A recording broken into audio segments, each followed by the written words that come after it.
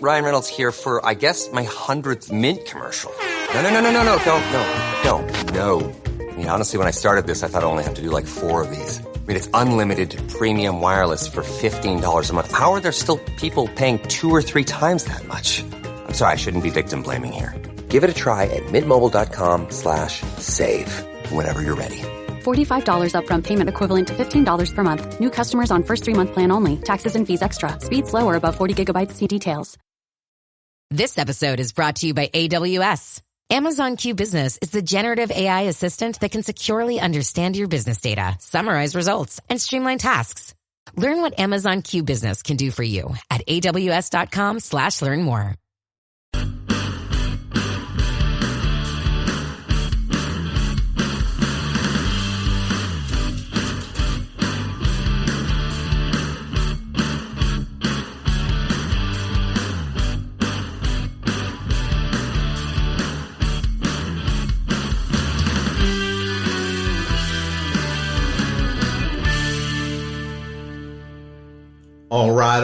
All right. Welcome back. It's Fit Nation. All right. Welcome back to the Misfit Nation. Be sure to subscribe to our show on your favorite podcast apps. And of course, subscribe to our YouTube channel, _Misfit Nation. So you stay up to date with all our episodes as they release and get to meet our great guests. Our next guest is the founder of the Exhausted to Extraordinary method, a 3-step method to unblock your mind, reshape your thinking, and return the joy to your work in 90 days. As a psychologist, coach, and author of the international bestseller, The 7E Solution to Burnout, she works with 6-figure executives, entrepreneurs, and professionals in high-stress industries who are struggling with anxiety, being overwhelmed, and burnout. So without further ado, let's get Dr. Sharon Grossman on the Misfit Nation. How are you, Dr. Sharon? I'm doing great. How are you, Rich? Awesome. Great day. Great way to start the week. Fantastic.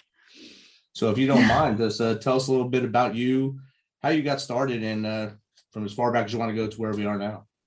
Sure. So I was originally trained to be a psychologist. So I spent many years in school learning all about the mind and people's personalities and all these different things that make us who we are. And I've been doing that work for about 20 years now. And about 5.5, 6 years ago, I started doing some coaching on the side. And over the course of these years, I've been really trying to figure out exactly who do I love working with? What are the things that they struggle with? And how can I help? And as somebody who is in business for myself, those were really important questions. And so what I landed on was that I really enjoy working most with the people who are hungry for that self-improvement. And that's part of the reason why I really wanted to be on your show, because you're focusing on mindset. And I think that's one of the most important things that we have going for us. And so people who are interested in that subject typically are people who are more likely to invest in themselves, in growing and in improving their lives. And so I thought, with these kinds of people, especially the ones that are really highly driven, what are their struggles? And typically what we see is that they are putting a lot of pressure on themselves, and oftentimes they burn out in the process. And I said, well, if I take all of the things that I've been teaching my clients for the last 20 or so years and kind of bring it together in a systemic way, then what I can do is really offer people a way out of burnout. And so that became my mission. And part of the reason why I come on these shows is to really educate people in terms of what they need to look out for. Because unfortunately, what happens with burnout is that people don't often realize that they are burned out until it's too late. So it's not uncommon for somebody to come and talk to me about their burnout story. And they say that, now they realize looking back that their job that they had 3 years ago, that's when they burned out. But as they were going through it, they don't really have the language to talk about it. They don't really understand that that's what's happening. And so, Rich, you could probably relate to this, where we talk about, I feel stressed, I feel exhausted, I'm really worn down. And so if we don't have the right quote unquote diagnosis for a problem, then we're not seeking the right solutions to help ourselves. And that's really important. And I think that if you just see that maybe, you're not sleeping at night, then you might think, I need a new mattress. But if the reason you're not sleeping and you have insomnia is because you have trauma, or because you're really stressed out, or because you're burned out, like each of those things is going to require a different solution. So it's really important for us to talk about what's going on, really get a clear understanding of that, and then be able to target what we need to focus on in order to help us recover. Exactly. And I believe from my former career in the military, we've seen a lot of the stresses of combat fatigue and stuff like that. And you just think it's part of the day that you're just going through, and you're going through those ebbs and flows of the day, and each day is getting worse and worse, but you don't realize that you're actually burning out until later on, when you finally sit down and talk to someone else who can diagnose you. And I think that's a very important part of this. Exactly. So, it's kind of interesting. You talk about combat fatigue, and that's not something that we talk a lot about, because most civilians obviously don't have that experience, but I bet there's a lot of overlap. So I'm curious if you can share a little bit from your experience, if you've had that combat fatigue, what that looks like, and then we can talk about how that might be similar to burnout.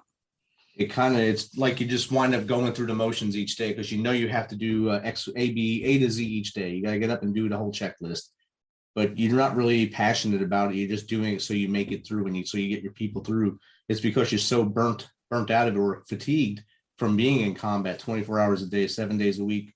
Mm-hmm. And for most times it's about a year that you're doing that. So every day you're just pushing yourself to the limit. You're drinking as many energy drinks as you can to stay through the day, to stay up and focused and get through it. So by the end of the day, you pass out for probably 2 hours, and you're right back at it, because you can't sleep, because you have all that adrenaline pumping, and you have the trauma in your mind, kind of just like a trauma victim that's on the outside the civilian world. Someone's gone through a trauma, accident, or something happened in childhood, something that keeps them up. It's the same thing that happens to the soldier on the battlefield. Yeah, there are total overlaps there, and all the things that you mentioned are so true also for workplace burnout.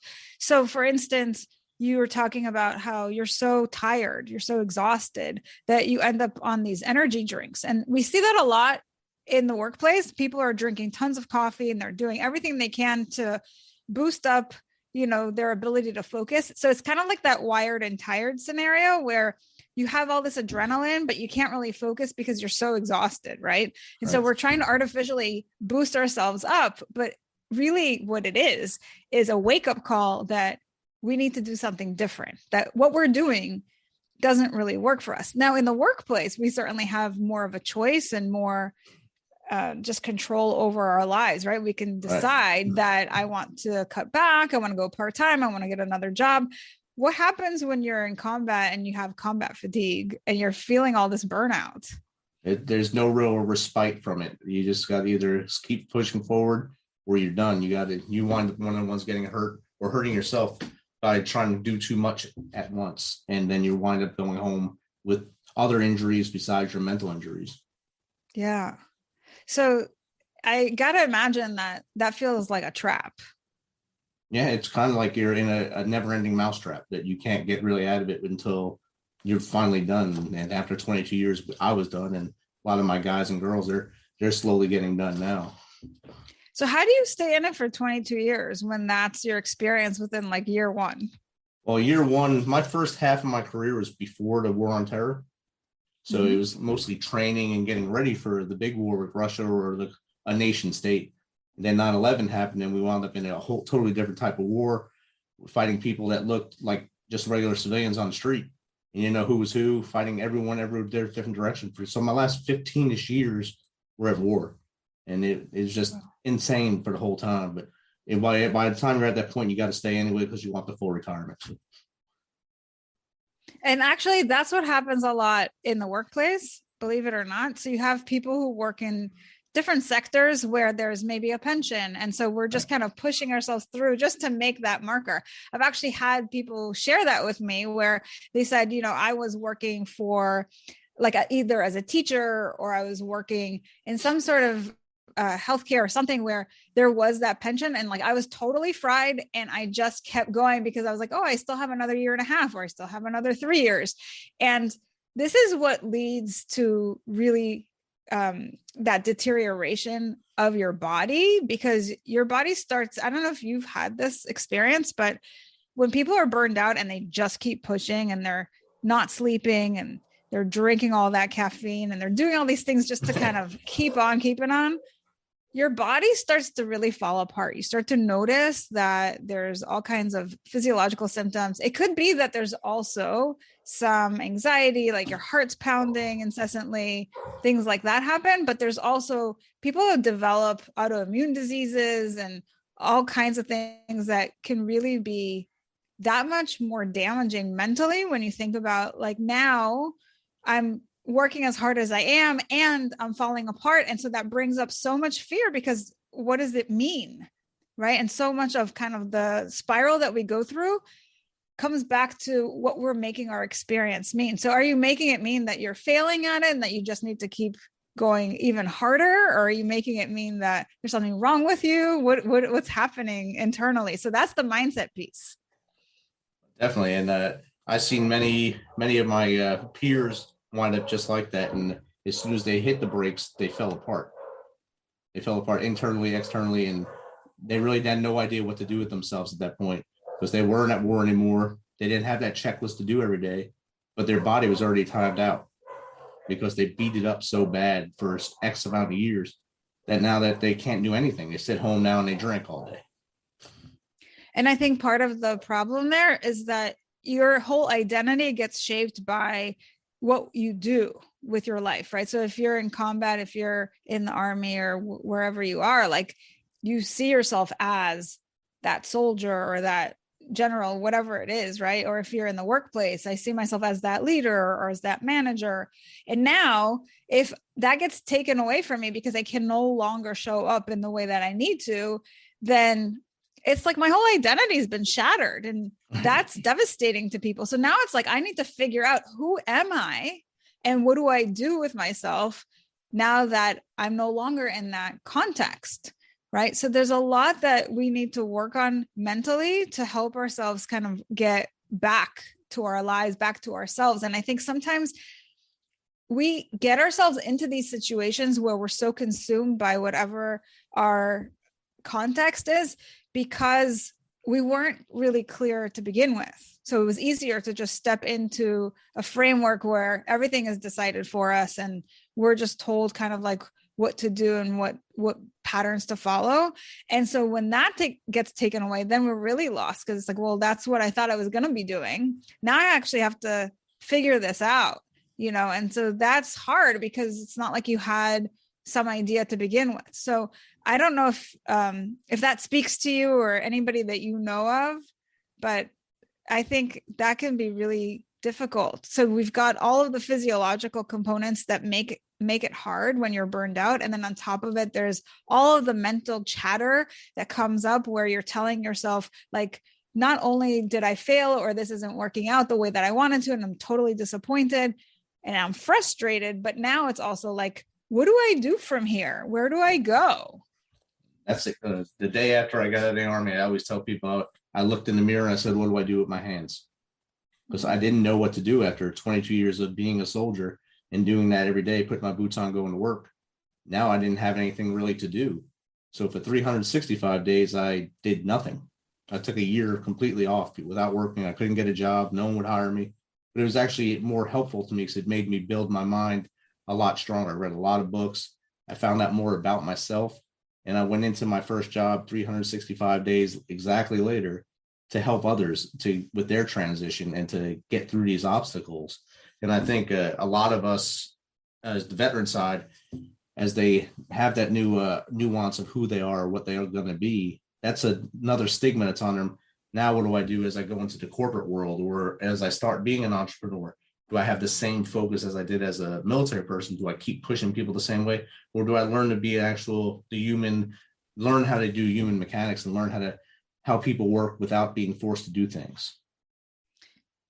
Yeah, I mean, certainly that is one of those things that we have to figure out, right? The existential kind of crisis thing that we go through. But what I will say is, of all the veterans that I've spoken to, what I was really impressed by is the tenacity that a lot of you have. You are so, when you really want something, you focus on it and you make it happen. And I think that you have that mental, how should we say, like, just the ability to be like hyper focused, right? That tenacity, that ability to just decide on something and go for it. I think it's just sometimes the clarity needs to come first, right? As soon as you have that clarity, you're unstoppable.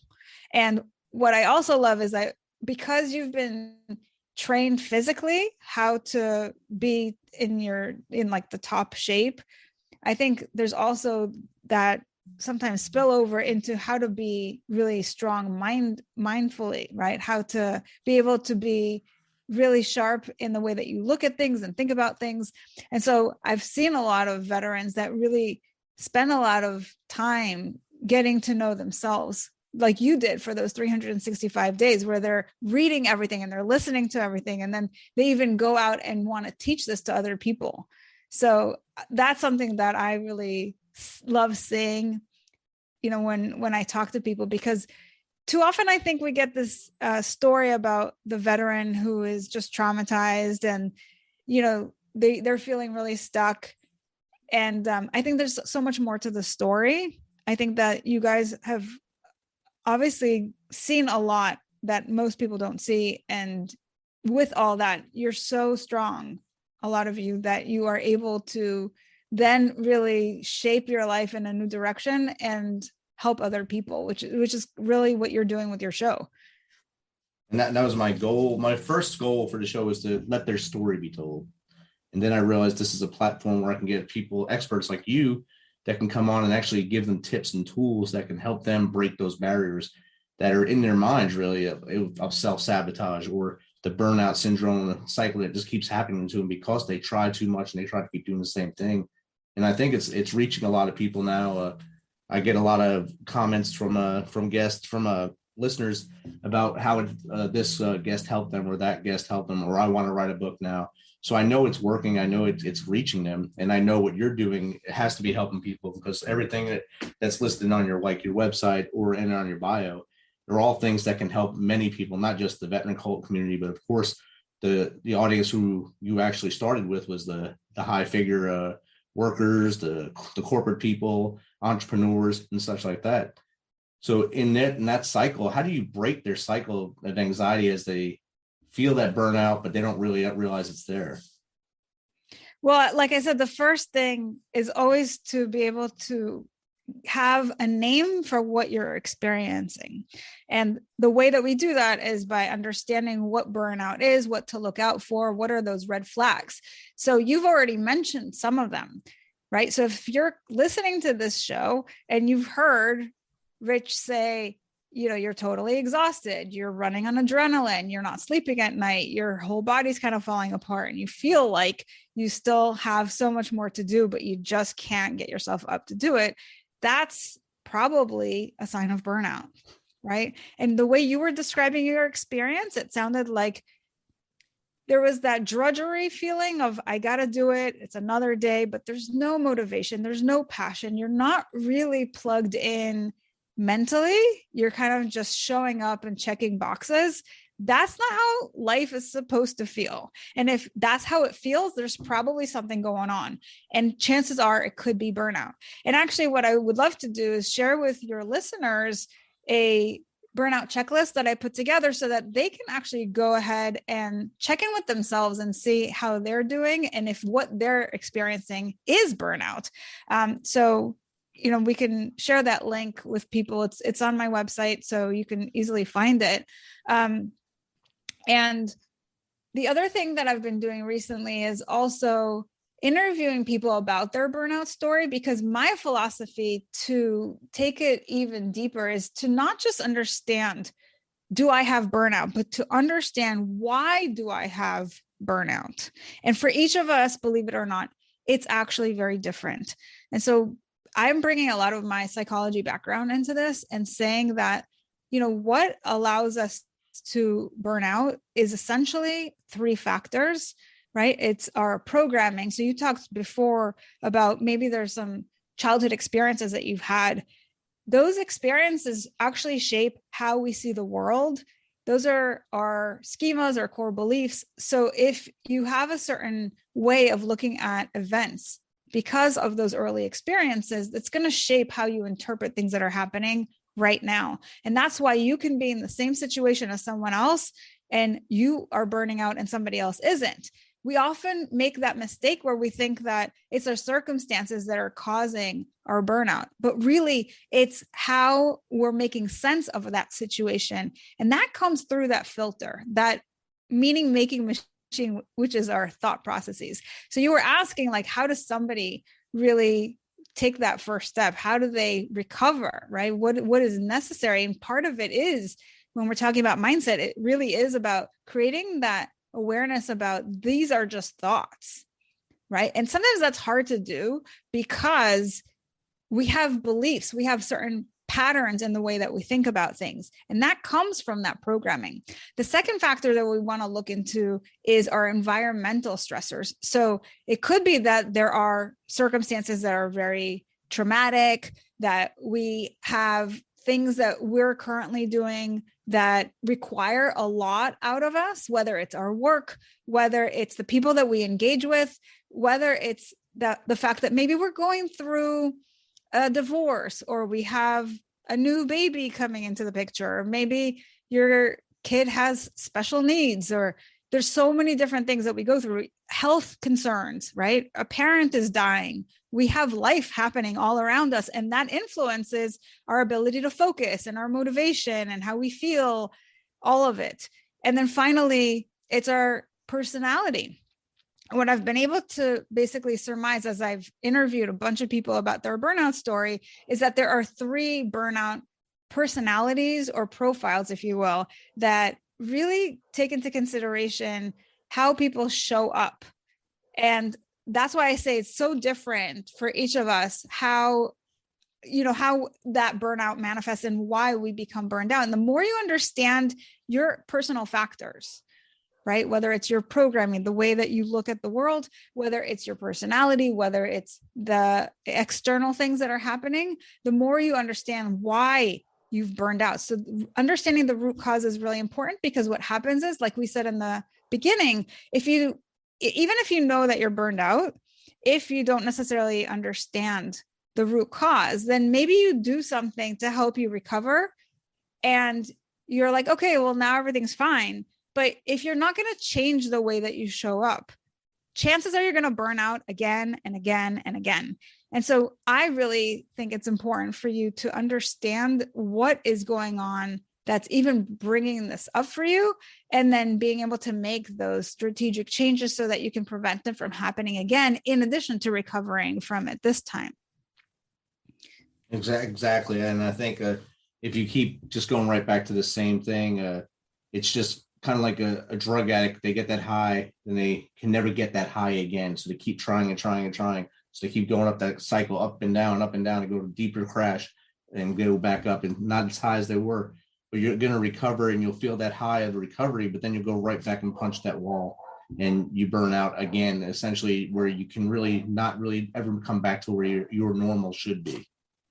Exactly. So it's really important for each of us to become kind of like detectives of our own lives and understand ourselves really well. Like, what are my patterns and where did this come from? And how can I change it? How can I break out of it? Like you mentioned self-sabotage before.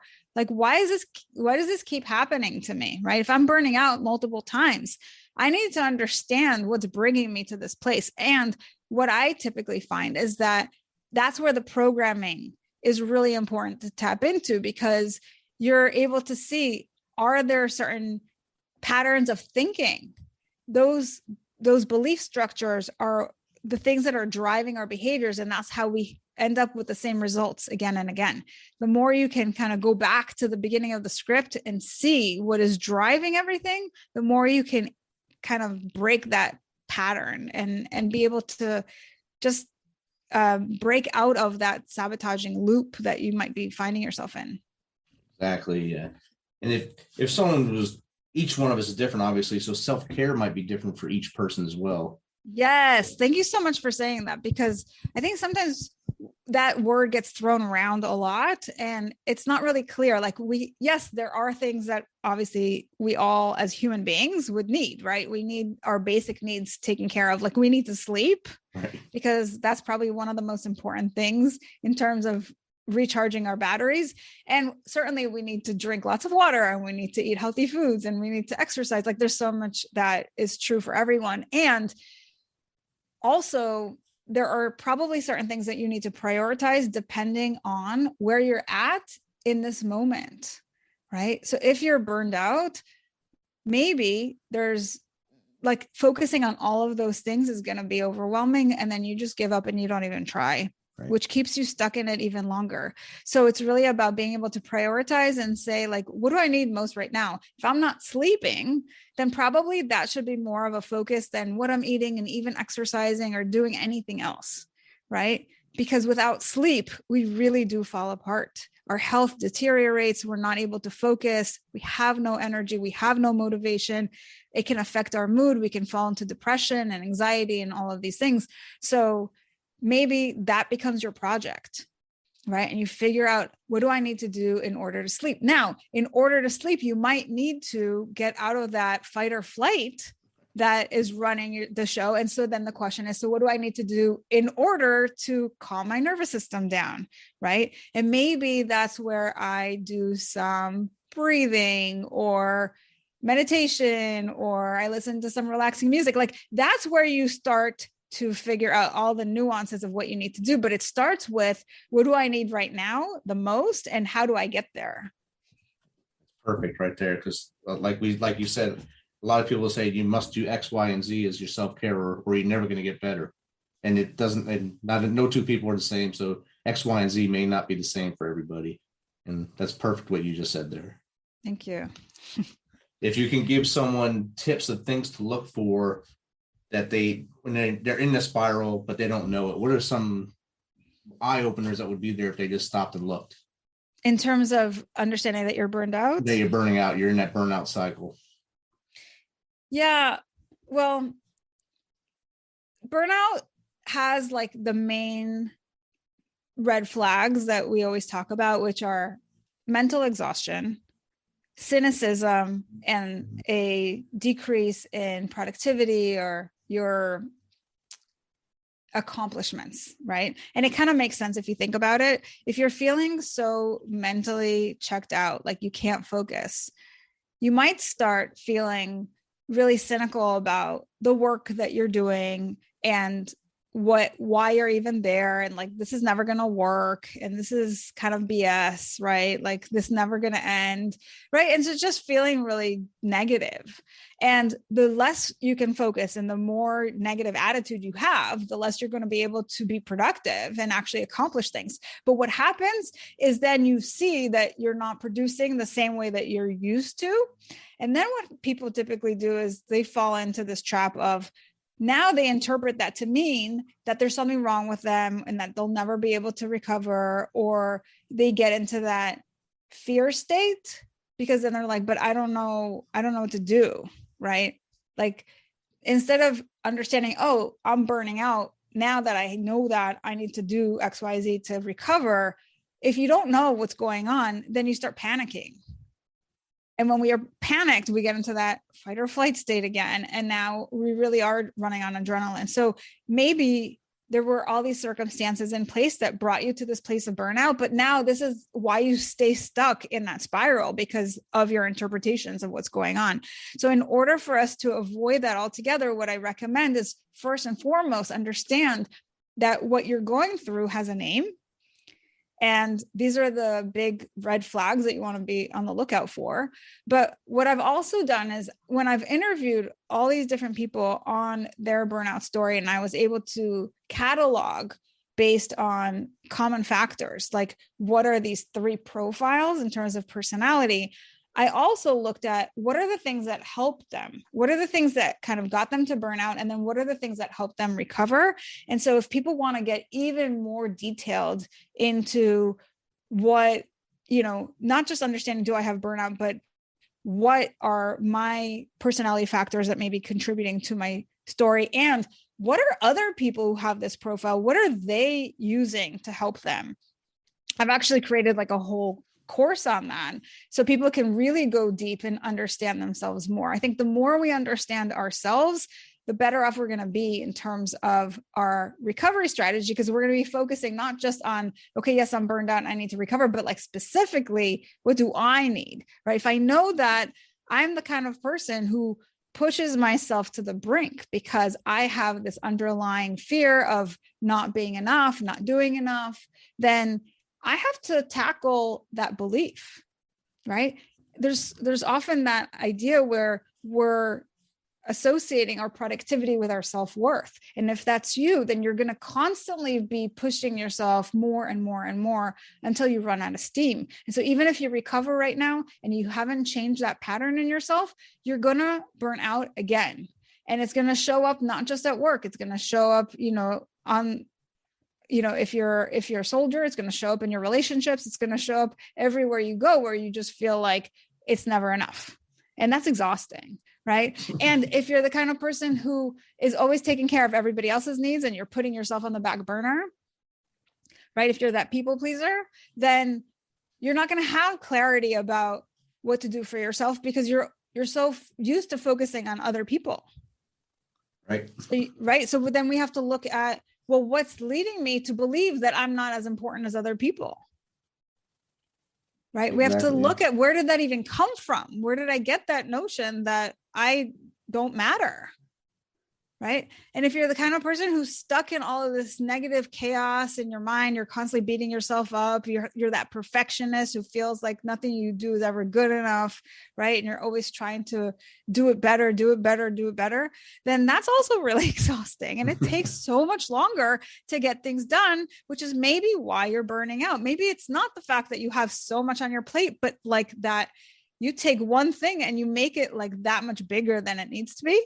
And so we need to look at how to be more compassionate with yourself and how to just accept the fact that things aren't going to be perfect, and that's okay. And how letting go of some of that control can really allow you to breathe more and be more centered and focused. Outstanding. I think if the listeners listen to that and they grasp it, it'll help them out a lot.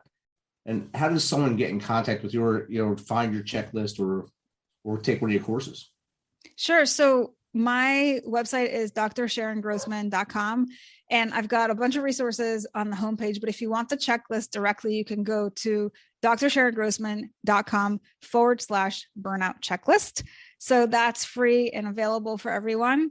And I also have a podcast. If you're looking to hear about other people's burnout stories and see if any of their stories really resonate with your own and what's helped those people, and kind of figuring out if you can utilize some of their tools, tips, and tricks, then my podcast is called Decode Your Burnout. So that's another free resource that people can utilize. And then once, there's also like a newsletter on my homepage. So if you want to really stay in the know and like hear about all the things that I'm writing about, get weekly updates on the podcast and some other resources, then you can subscribe to my newsletter and I'll keep you in the know on everything related to burnout that you ever wanted to know. Awesome. Thanks again for taking some of your time to come on with us here and chat with us on the Misfit Nation, and taking some of your time to share with us your story. Thank you so much for having me. It was amazing to share it, and I hope it was helpful to your listeners. I'm sure someone out there got something from it, at least one person. That's a success. Amazing.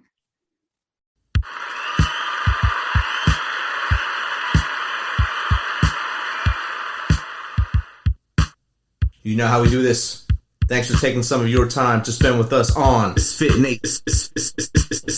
Nation. Be sure to hit that subscribe button and share the link as much as possible. If you want to, please become a supporter to help us carry this thing on. We appreciate you. If you know someone that brings that energy, has a great story, is an up-and-comer in the industry of music, in the arts, have them reach out to us on themisfitnation.com. We will get back to them within one day and get them on here so they can share their story with the world. As always, till next time, be humble, stay hungry, and keep hustling, because we are Fit Nation.